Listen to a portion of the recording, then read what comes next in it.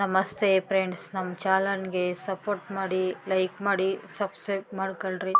ನೋಡಿರಿ, ಇವತ್ತು ಈರುಳ್ಳಿ ತತ್ತು ಮಾಡ್ತಾಯಿದ್ದೀರಿ.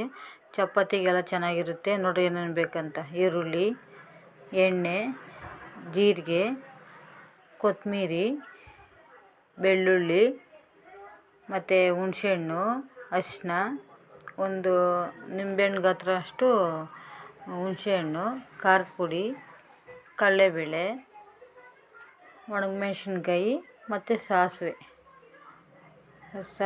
ಒಣಮೆಣ್ಸಿನ್ಕಾಯಿ. ಮತ್ತು ಮಾಡೋದು ಯಾವ ಥರ ಅಂತ ನೋಡೋಣ. ಗ್ಯಾಸ್ ಅಂಟಿಸಿ ಒಂದು ಪಾತ್ರೆನ ಇಲ್ಲ ಬಾಣಲಿ ಇಕ್ಕಿ ಎಣ್ಣೆ ಹಾಕಿ. ಚೆನ್ನಾಗಿರುತ್ತೆ ಫ್ರೆಂಡ್ಸ್. ಇದು ಚಪಾತಿಗೆ, ರೊಟ್ಟಿಗೆ, ರಾಗಿ ರೊಟ್ಟಿಗೂ ಚೆನ್ನಾಗಿರುತ್ತೆ. ನೋಡಿರಿ, ಜೀರಿಗೆ ಹಾಕಿ ಸ್ವಲ್ಪ ಫ್ರೈ ಮಾಡ್ಕೋಬೇಕು. ಜೀರಿಗೆ ಹಾಕ್ಬಿಟ್ಟು ಸ್ವಲ್ಪ ಸಾಸಿವೆ ಜೀರಿಗೆ ಎರಡು ಫ್ರೈ ಮಾಡಿ. ಇಲ್ಲ, ಇದು ಮಿಕ್ಸಿಗೆ ಮಾತ್ರ ಜೀರಿಗೆ ಹಾಕೋದು, ಸಾಸಿವೆ ಒಗ್ಗರಣೆಗೆ ಹಾಕಬೇಕು ಫ್ರೆಂಡ್ಸ್. ಇದು ಈರುಳ್ಳಿ ಹಾಕ್ಬಿಟ್ಟು ಚೆನ್ನಾಗಿ ಕೆಂಪಗೆ ಇದು ಮಾಡ್ಕೊಬೇಕು ಫ್ರೆಂಡ್ಸ್. ಕೆಂಪಗೆ ಆಗಬೇಕು ಈರುಳ್ಳಿ ಎಲ್ಲನೂ. ಚೆನ್ನಾಗಿರುತ್ತೆ. ಈರುಳ್ಳಿ ಎಲ್ಲ ಫ್ರೈ ಮಾಡ್ಕೊಂಬಿಟ್ಟು ಚೆನ್ನಾಗಿ ಫ್ರೈ ಆಗಬೇಕು. ಅದು ಕೆಂಪಗೆ ಆಗಬೇಕು. ಮಿಕ್ಸಿಗೆ ಹಾಕ್ಬೇಕಲ್ಲ, ಅದು ಸ್ವಲ್ಪ ಕೆಂಪಗಾದ್ರೇ ಚೆನ್ನಾಗಿ ರುಚಿ ಚೆನ್ನಾಗಿರುತ್ತೆ. ಈರುಳ್ಳಿ ಕೆಂಪಗಾದ್ರೆ, ಇಲ್ಲಾಂದರೆ ಹಸಿ ಇರುತ್ತೆ ಫ್ರೆಂಡ್ಸ್.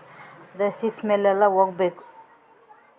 ಅದೆಲ್ಲ ಹೋದ್ರೇ ನೋಡ್ರಿ, ಹುಣಸೆಹಣ್ಣು ಫ್ರೈಗೆ ಹಾಕ್ಬಿಡ್ಬೇಕು. ಹುಣಸೆಹಣ್ಣು ಮತ್ತು ಅರಿಶಿನ, ಬೆಳ್ಳುಳ್ಳಿ, ಇದರಲ್ಲಿ ಅಷ್ಟೇ ಅರಿಶಿನ ಬೆಳ್ಳುಳ್ಳಿ ಎಲ್ಲ ಹಸಿ ವಾಸನೆ ಹೋಗಬೇಕಲ್ಲ. ಸ್ವಲ್ಪ ಚೆನ್ನಾಗಿ ಫ್ರೈ ಮಾಡಬೇಕು ಫ್ರೆಂಡ್ಸ್. ಫ್ರೈ ಮಾಡ್ಕೊಂಡು ಚೆನ್ನಾಗಿ ಫ್ರೈ ಆದರೆ ಚೆನ್ನಾಗಿರೋದು. ಅದು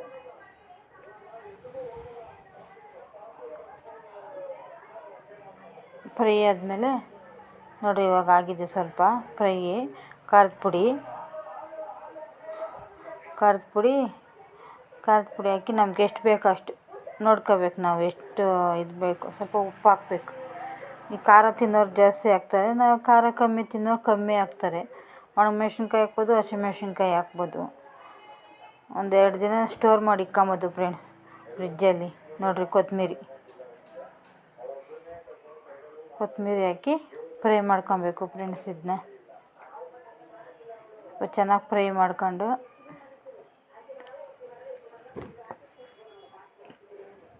ನೀಟಾಗಿ ಫ್ರೈ ಮಾಡಬೇಕು ಫ್ರೆಂಡ್ಸ್. ಫ್ರೈ ಮಾಡಿಬಿಟ್ಟು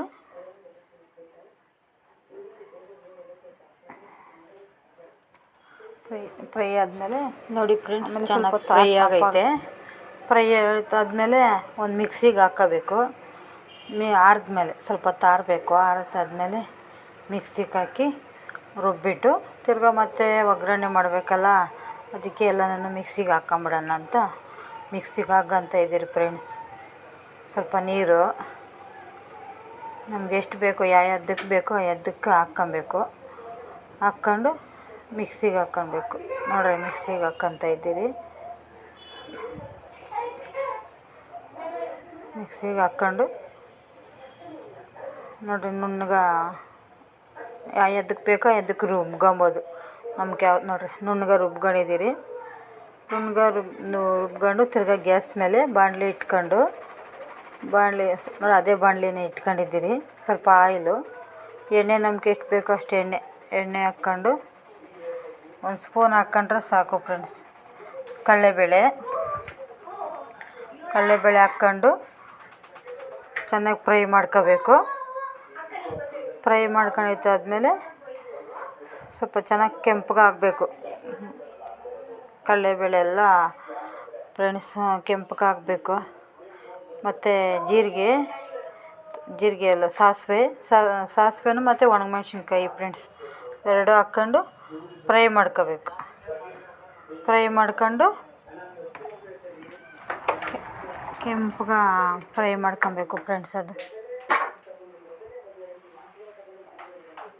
ಫ್ರೈ ಆದಮೇಲೆ ಮತ್ತು ನೋಡಿ. ಜೀರಿಗೆ